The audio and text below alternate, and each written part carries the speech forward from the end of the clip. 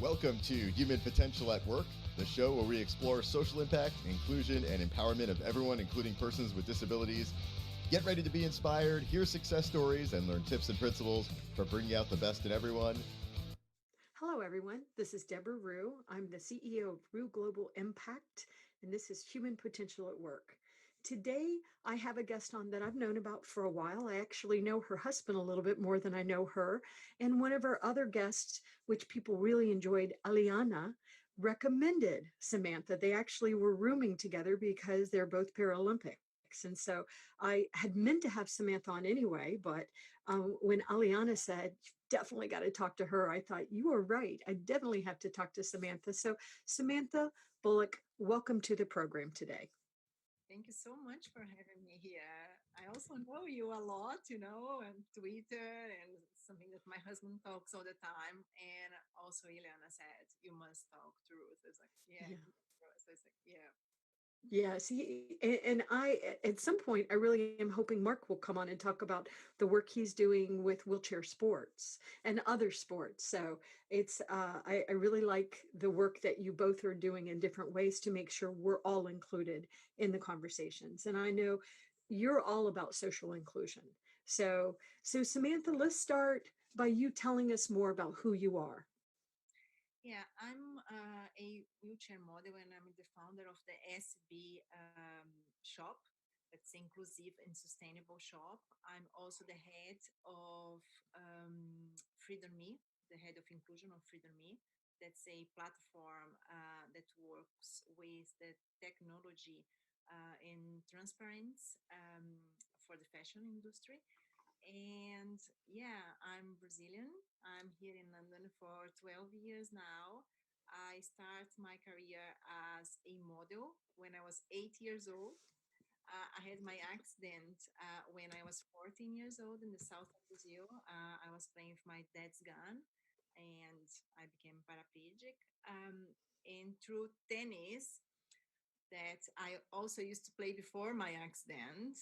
And I started to play again when I was at the age of 26. I became the number one in Brazil and started my work on the sport fields and inclusion as well. Through that, I discovered the fashion. I started modeling, and now I have the shop. So it's shorter. I can put my 40 years there. Yeah, it's really amazing, and you're a Paralympic as well. I'm not a Paralympic Okay. because Paralympic you need to have played a Paralympics, and Okay. All right. it's a Parapanam in 2007 in Rio de Janeiro where we got Okay. silver medal in doubles with my partner Rejane Candida, and we got the silver at that time. We just lost for US, and yeah. Well, silver is pretty darn good. I don't have a silver medal, so that's still very impressive. And I know that you really focus a lot of your time on really making sure that everyone's included. And of course, there's still a lot of work to do in the fashion industry. The cool thing about the fashion industry, because we've had other shows, I've had the CEO of Tommy Hilfiger on talking about what they're doing with adaptive clothing. I've had the Runway of Dreams, Mindy Shire on. We've talked about that, but there's still a lot of work to do in the fashion industry and truly being included and also understanding how fashion works with people, for example, that use wheelchairs, because the way an outfit looks when we stand up as opposed to when we sit down is very different, and there's a lot of nuances. And I always tell brands I work with, please do not put a model that doesn't have a disability in a wheelchair and pretend that they do, because we're going to spot it from a mile away. There are beautiful models. I think you're in a wonderful example of that are actually wheelchair users, and they can represent your brand really well. Please do not try to trick us, because we know the difference. And so I'm sure you have a lot to say on that as well.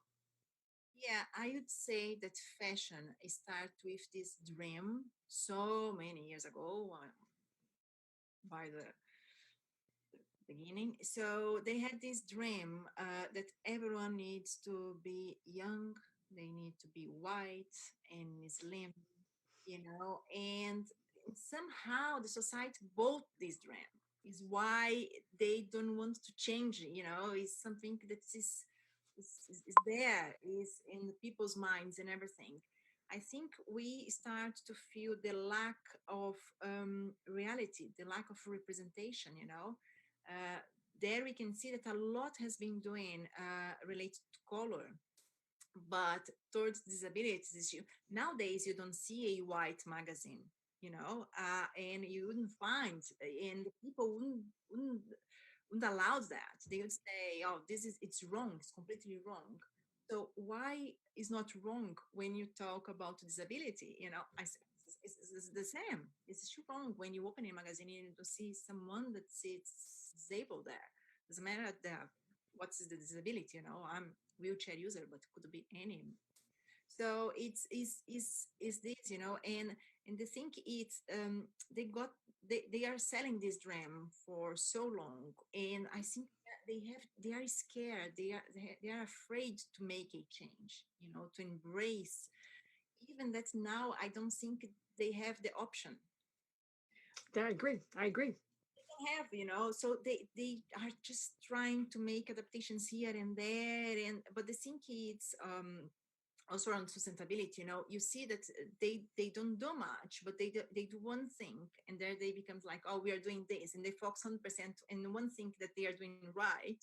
Right. you know Brands that, for example, they are using models um, with amputee, so they don't have a arm or a leg. So this kind is of disability is easier because you don't need to do too much towards the sample when you design the clothes, as you need to do for the sitting position, for example. So it's much easier. You have a t-shirt or you have a short, and you solve it, and you put the model there. They are still slim, probably most of the times is going to be white and young, and they say, oh, we are embrace, it's like how that works. So for me, this was the hardest bit, was to make the clothes in the both positions. Right, right. And I remember growing up. I'm 60 now, and I remember when I was a young girl. I the the the beauty was the Twiggy models. So the very, very, very slim, white. I was white, but straight. Never had straight hair. Always wanted straight hair. Blonde. So I had one of the components, I was white, but I missed all of the others. And so I understood I was not attractive because I was being told by all of the fashion magazines that I cared about that you had to be white, young, slim, blonde. And it really messes with our heads, that kind of stuff. And so I I know that I'm very aware of all this, but I always look at ads and I always look and see where's the diversity, where's the diversity. And I am looking always where also are the models that have visible disabilities. When you're dealing with modeling and with fashion, we do need visible disabilities. I know there are a lot of models that probably have invisible disabilities, especially because it's a lot harder to be a model than I think a lot of people realize. It's grueling work. It's very demanding. You think, oh, they're just walking around wearing little outfits, putting on some makeup. Yeah, I've heard some stories about it. And I think it is critical that we all be represented and we be represented in very authentic ways. And that's one reason why your career I've been following your career for a few years and I've been fascinated with it because you are a beautiful woman and there's nothing wrong with us using beautiful people in our ads, but there are many beautiful people. Oh, you're a wonderful example of that. That also happens to be not wheelchair bound, whatever that means. You are a wheelchair user. And when we talk about walking the catwalk, walking the runway, we we also can, and I was looking at some of the pictures, and there was one picture that was beautiful of you in a wedding gown and you had a groom also in a wheelchair, and I thought that was great. But I also thought I'd like to see that same picture, but I'd like to see your groom not in a wheelchair, because I think we have to be careful in society to assume because you're in a wheelchair, you have to be with, all of that. And it's also, I know the fact is that your husband, Mark, does not use a wheelchair. And so I think there's so many barriers that we have to break down in fashion. And and we have to have role models that look like us. And once again, I know this is all about your work. So let me turn it over to you because you're certainly much more of an expert on this than I am. Yeah, do I think we can't put the things in boxes. That fashion show, like I said, I did in 2009. I started modeling again in a wheelchair in 2000 and I don't know, it was like 15 years ago. So I have been doing this for a long time, even that now it's becoming, and there comes the representation. I would say uh, we can't be what you can't see you know so it's when I became paraplegic at the age of the 14, this I'm talking about 27 years ago, so it's almost 30 years ago. We didn't have models in wheelchair, Right. and it was no, you can't be that, and I couldn't see that. So I believed on that. For me, that was more painful actually than to become paraplegic. Don't take me wrong, was horrible. It's not I'm Right. saying, you know but I could have a normal life in wheelchair. I could travel, I could dance, I could go with my family. But my dream that was to be a model, that I have made so many courses at the time, I couldn't be anymore. And there was for me the frustration and the pain, and is why I think I work so hard for the future generations doesn't have the same problems. And I would say, if you think not today, if you are blind, for example, you want to be a pilot, you want to fly, no, it's not possible. So for me at that time was something that, oh, doesn't exist. You can't even thinking about, even that maybe in the future, in 10 years, 20, 50 years, someone that is blind might Hmm. I don't Right. know. I don't know. It's like something that Well, think about now, but it's something that is for the future. So it's like, okay, when I saw the possibility, I was like, we need to do that. It's like we said, we need to change the whole society. And nowadays we have so many girls in wheelchair with disabilities and everything doing, and like I say, pushing, rolling in the catwalk.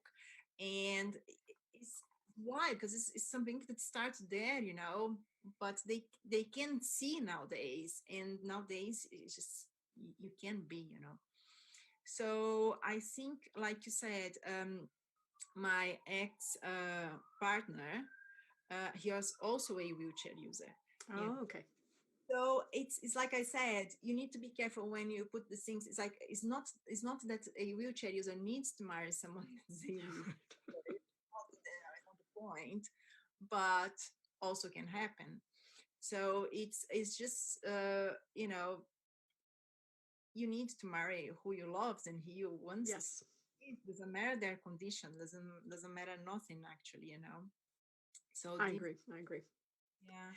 So, if you don't mind exploring a little bit, it's like before you had that accident, and of course, the accident was horrible and traumatic, and my heart goes out to you walking that path. It must have been horrible for everybody. Your father, it must have been very traumatic. What did you want to be before the accident? I want to be a model. Okay. I did my first catwalk at the age of 8. I was Wow. 8 years old, and then I did my first catwalk, and I was a professional model. I did in Brazil to be a model. You need to have a course. So you do the course. You need to pass the test. You need to walk. You do a lot of things. You walk with the books in your head. You need to learn how to put makeup. You need to learn how to pose. You need to learn how even to in dinners how to eat and everything to timing wise, how to be professional in every aspect. And it's a quite trick one. So I did 3 to 4 courses before my accident. So at the age of my accident, I was a model. I was a professional model. Oh, already. Wow. That's very interesting. And so then you had the accident, and that would have been, traumatic and healing times. And then on top of it, you had the accident, and then you're being told by society, oh, by the way, your dreams can't come true. Well, wait a minute, they already did come true. I get it, but now you're in a wheelchair, so no dreams for you. That must have been, like you said, it must have broke your heart even more than, the accident, because now forever you're broken and you can add no value. You don't get to have dreams. It's very sad that we would do that to a little girl that just went through this horrible accident. How did you deal with it? Do you know, I had so much to deal with that at that time, because I also have chronic pain. Oh, So, okay. for the first year, and you deal with a lot, because you need to learn everything from the scratch. How to be, how to move, how to transfer, to get the power in your arms. That's powers you don't have in your legs anymore. So it's it's hard, and you go to the places that we don't imagine, that's not accessible. So you go to a Right. park, you can't go in the toilet. I was so lucky that I have my family and my friends, and my friends, they never left me alone, even when I used to play, because I used to play handball as well, tennis, volleyball. They would include me on the group. So this, I think, is the bit that's quite important for the people to realize, that it's the family and friends, the social think that we have around how important it is when you become paraplegic, when you have someone that support you give. So I would play volleyball with them. I would be in the net, they would serve. I would, sure that my team would get weaker, but I was never left on my own. I was always with them. So my heart, nowadays, I get even emotional when it's like, because I'm talking about 14 years kids, because at Right. that time, that they didn't leave me alone. So they had this compassion and friendship. That is something that I can't thank enough for all the support I had. It was tough, and yeah, and a part of being model, was something that I remember, that how many times I said, I wish I just could walk, to go in the catwalk, come back and sit again. Oh, Like, just I wish, and but we make we made we are here making. right. It makes you stronger, certainly. Well, and how was it being in Brazil? Brazil has actually done quite a bit with accessibility. I know they, like everybody else, has a lot more work to do, but 14 years ago, I don't think they were doing anything with accessibility. So I would assume, how was the access, once you were in a wheelchair? Yeah, no, well, it's still nowadays is not the best. Do you know what I Right, mean? right, We don't need to talk about Brazil. I live in London, right, and in right. the city center, I only have 3 stations that are accessible. So yeah, Ah, I know. and there I need to push for 15, 20 minutes, or I need to get a Uber, or if, and it's nothing that you can do. And the bus is only one wheelchair per bus. So Ileana actually was here, okay? She came to visit me, and 2 wheelchairs can't go in one bus. Wow. So you and Ileana, you can't travel on a bus together. Sorry. Of my big friends, Jeez. she's also a wheelchair user, and there she came to visit. Both of us, we are part of the Paralympic movement. I'm the proud Paralympian leader and every stuff. We love each other, but if she comes here, or we need to get a Uber, or I need to drive, or we need to push, but we can't get the public transport, the bus. Wow. So it's we don't need to talk much about uh, 30 Right, years ago. right. It's and there, Today. yeah, and I had that. It's a funny thing, because I'm here for 12 years, but I have the Brazilian mentality that, yeah, I'm here in London. I can't complain, because in Brazil is worse. Do you know what I mean? I And then do. I was like, no, actually you can complain. Mm-hmm. I'm living here and it's not okay. In Brazil is going to copy what we are doing here, and we need to copy who is doing better. We need to get this situation sorted. And then, I agree. I agree. it's not right, but I can't complain. It's like, no, actually I can. Well, if you don't complain about it, who is going to complain about it? It's very empowering for you to complain about it. And of course, complain in a way that you're willing to help them be more accessible. But I think that's a very good point. The UK definitely should be a lot more accessible. Same thing with the US. We've done a lot, but boy, we have a lot to do. There's still so many more obstacles for people with disabilities and wheelchair users in the US and in developed countries all over the world. And like you said, the other countries look at us and say, oh, well, let's model what they're doing. No, don't model what they're doing. You could do better.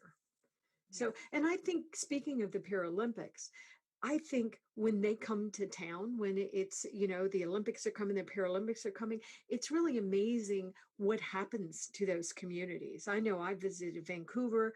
I was shocked. They said, well, all of our taxis are wheelchair accessible. Well, what do you mean? All of them? All of them.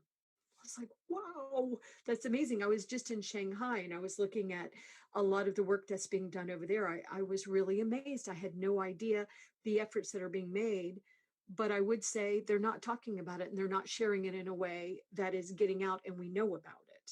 you That's know, also a big part of it.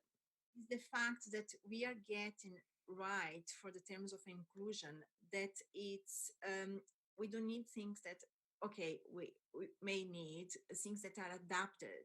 We Right. need things to be thinking when they make, and the things that they are inclusive. That's the universal design. It's something that is on my clothes, is what I had in mind when I did the shop. I want a clothes that I can wear, that you also can wear. So how can we make that? We are also launching in November now the collection that is adaptive.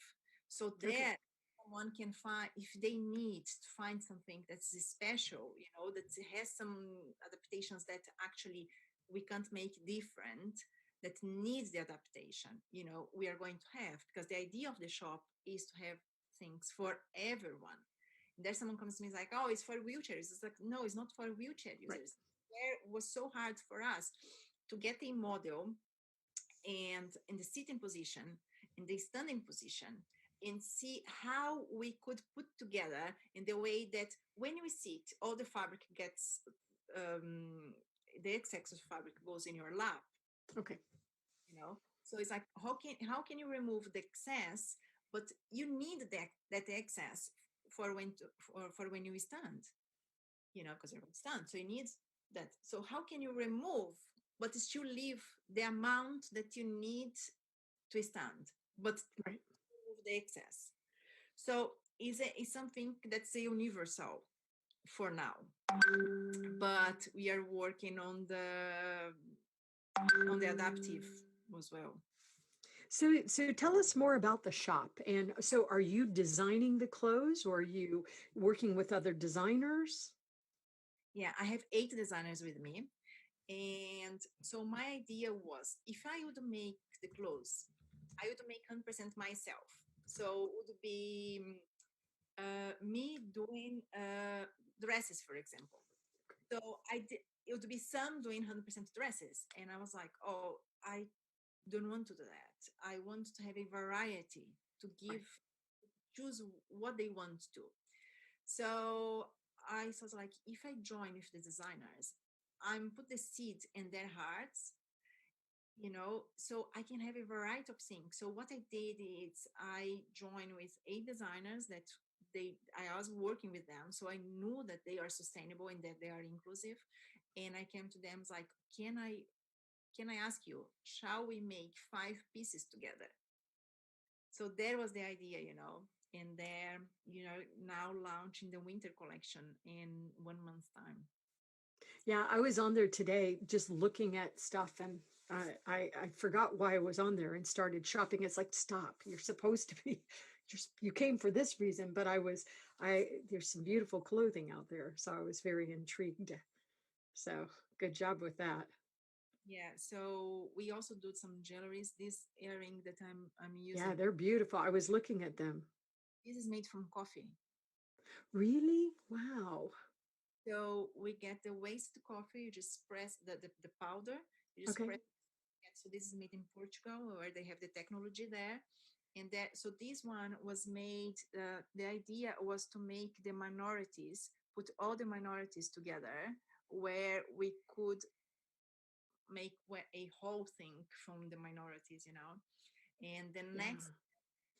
is coming is also going to talk about this different inclusive subject that yeah, I can't wait to show everything. I just got the pieces yesterday. I was like, oh, Oh wow. Wow.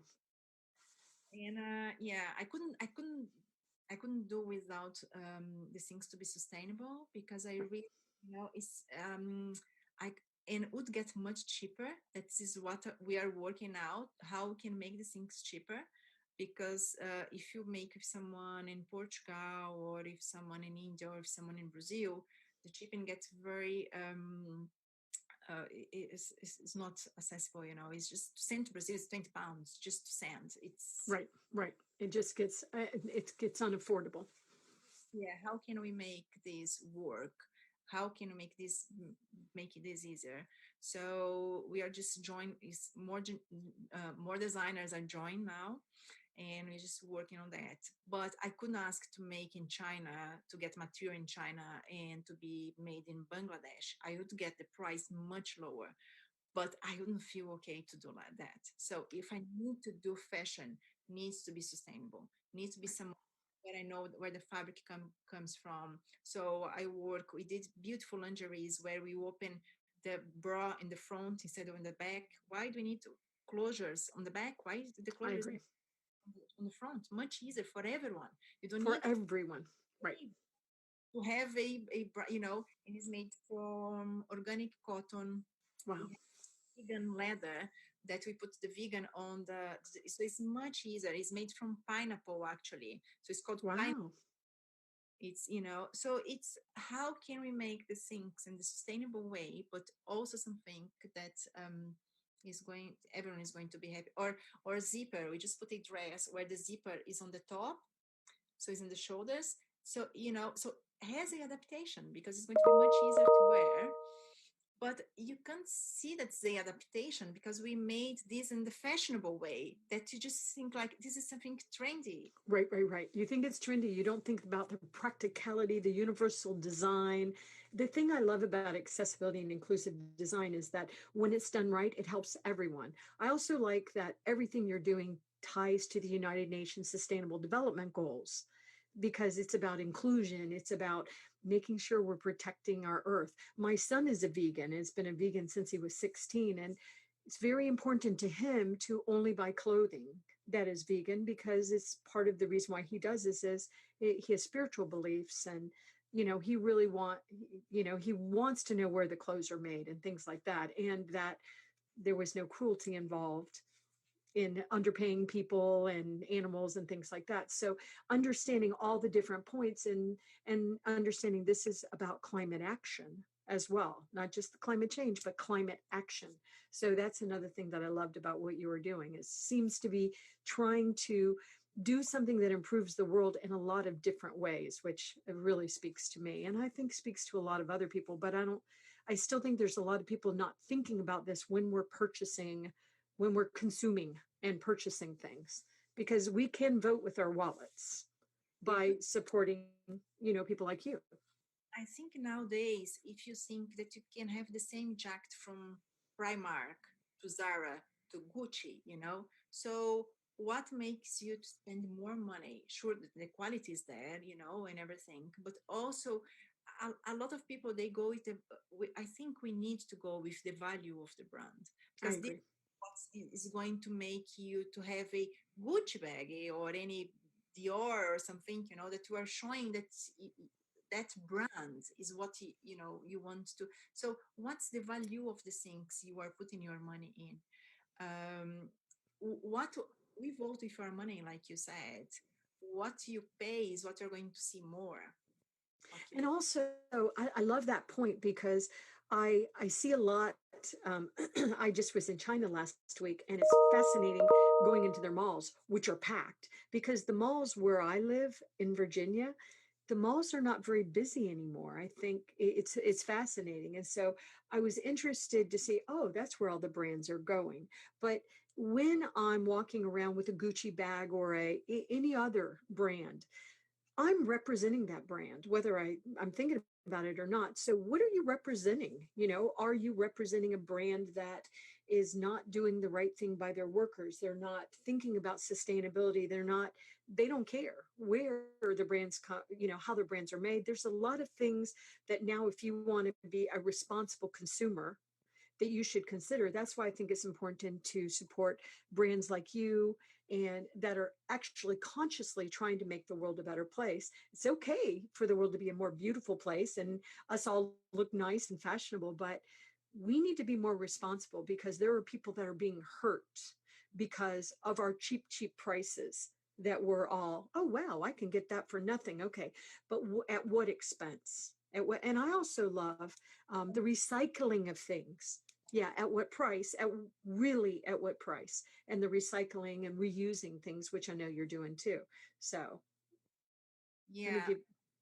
we just upload last week actually a section on the website with the comments and suggestions, because I only can, I know about wheelchairs, and even so I know about my disability. Last week I went to Bristol to talk with Dave Constantine, that is the founder of Motivation, My Motivation. That's a charity that gives wheelchairs and is the charity that we support.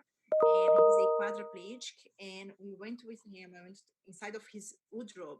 I got every single top with my designer that we are going to launch the men's collection next year, to see his needs. Is like what he needs. So for him, it's quite important. For example, the neck, the cold, and to make warm. It's like to really understand what he wants. So we just opened this it's I think it's quite important to see, to have the feeling when, even when he was talking, so that everyone can goes on the website and see, okay, my needs is here, because I only can make if I understand that. you Right, know right. I don't have all the knowledge in the world. I'm learning, and it's going to be a process. Sometimes you get wrong, sometimes you get right, but we are trying to do the right thing. It's not going to come from the day of the night. Like I said, we need more designers to make the price cheaper. It's to get the right garments, how we need to make, how. So it's a process, but the Right, comment right. there. You also did the audio descriptions that we are still uploading the things, but is there the visual, the contrast on the website?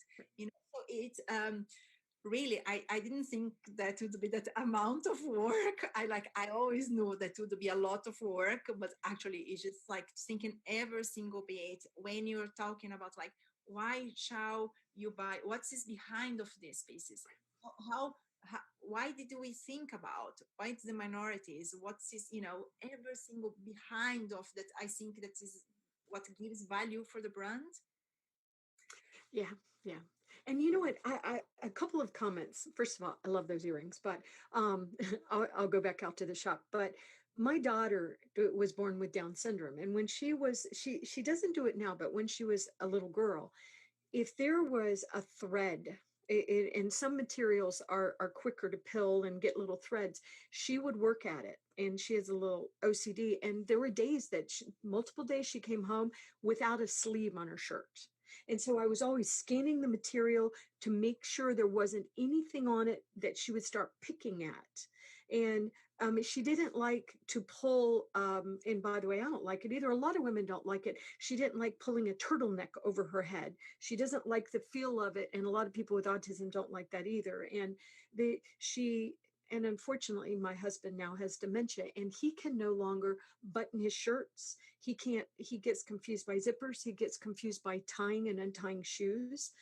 I actually bought some shoes from Zappos because they worked for him. And by the way, there are a lot of different things we can do, but we really need to consider what everybody needs. And once again, as we have these options, as you have, like you said, the zipper on the top, it's hard for me. The other day when I was in Shanghai, I had worn this very cute dress with a zipper up the top, and I couldn't get the zipper zipped up. And I wasn't with anybody, and I'm not shy. I'll go out and ask somebody to zip up my dress, but I couldn't get my zipper up.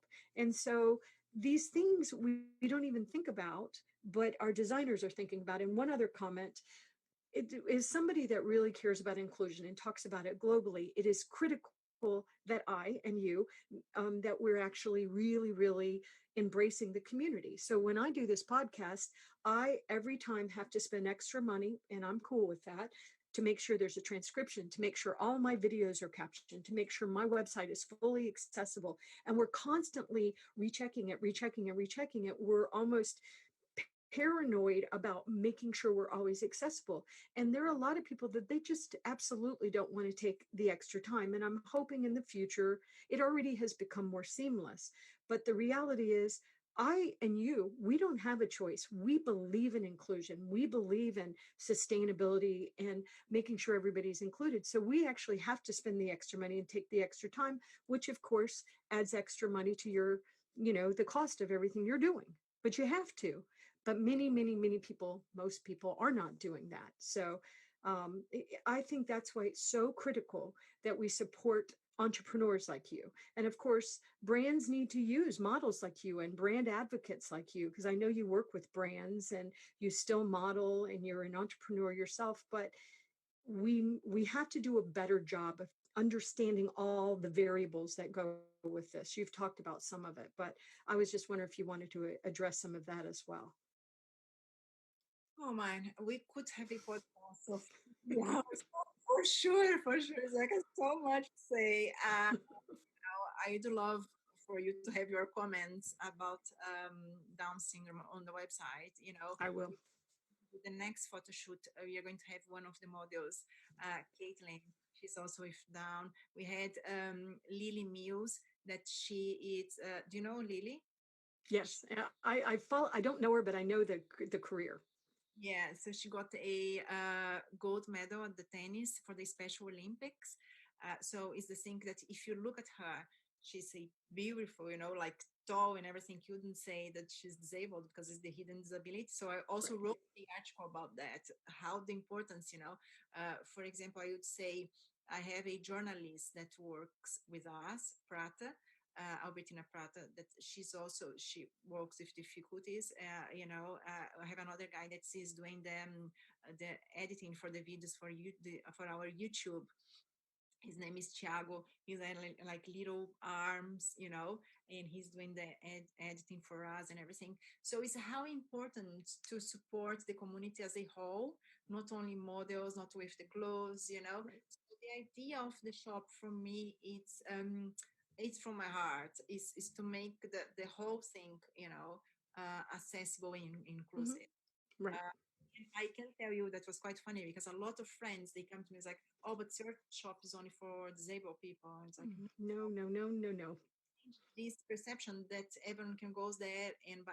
And also it's funny because we are kind of running out of, because few of the brands we had, for example, fabric to do only 10 dresses or 5 dresses, the maximum, because it was the rescue fabric Okay.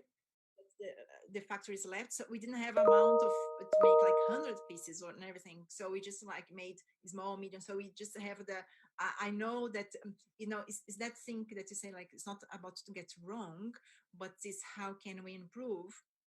And so we are just trying to work out with what we have and do what we can. So it is there, the idea is there.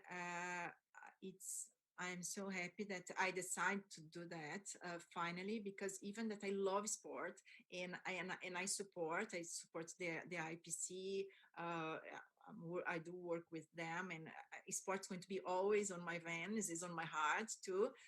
But I couldn't, I felt that I need to follow my dream that was for the early ages, for the and yeah, is what I think. I decided to like, okay, is where my passion is where my heart needs to go, is inclusion first of all, and then the second is the fashion bit, and yeah, any comments that this is something that I'm not going to do on my own, and this is why I decided to join with designers, because and otherwise it would be me doing 100% of the same thing, and Right. that little dog barking in the room with a very chihuahua that's this very thin voice, and that you think that you are making a massive noise, but it's not. So Right. like all voices together and just put this Deafening. shout with all your lung, all the power that we have. But to make this happen, we need to be together. I agree. I agree. Talking here, another one talking there, and even sometimes disagreeing with each other. Like we need to have a stronger voice of the community, and Right. this are only going to do if you do together. We don't I do agree. alone. I'm nothing. You know. I agree. I agree. And I also believe I'm going to ask you two more questions. I know I'm keeping you on longer than usual, but I could talk to you for hours and days. But the younger people, the younger generations are committed to social impact. And so letting the younger people know, and people my age too, there are a lot of people that really care about true inclusion of all of us. And so letting people know all the different pieces you're doing, I think, is one reason why I wanted to have you on the show. But I have two more questions. I'm going to ask you them at the same time. What can we do to support you? And also, how do we find out more about your work? Now, you've already told us some of this. We can go out and we can buy your products. We can add comments. You really need comments. You need comments certainly from people with disabilities, people that love somebody with disabilities, people without disabilities. Why do brands like yours matter? Why do we want to support it? We need to get on social media and talk about it. We need to buy your clothing, your products, your fashion, and very proudly display why I am using this brand. So tell us what else we can do, and also once again how people can, what the URLs, what your YouTube channel, your things like that. Yeah, do you know? I mean, like we're here talking about you talk about my brand, but I think if you buy something for a brand that you relate with the values, doesn't need to be mine, Right. but keep in mind that what you are doing is the right thing. Make sure that that brand matches with your values, that they are doing the right thing. So it's doesn't need to be, could be any brand, but make sure that they match what your heart's saying to you. This is one of the things that I would say. We are trying to make videos to YouTube and even improve the quality and everything, because when you start with the very low budget, and they think when the people they come to criticize, but it's the fact that you need to start somehow. So if you start even with your phone, so what I would say for the community is engage. Right.